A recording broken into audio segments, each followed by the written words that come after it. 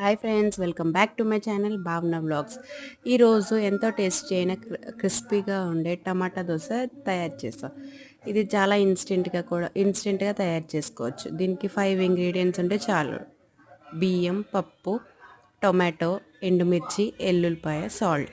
Just ఈ 5 ఇంగ్రీడియంట్స్తో మీ tasty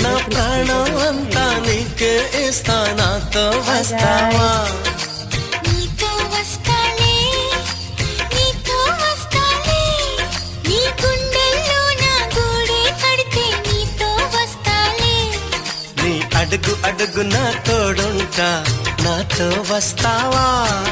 ఏడడుగులింకా నన్ను నడిపిస్తే నీతో వస్తాలే. ఆకాశమైన అరచేతికిస్తా, మరి నాతో వస్తావా?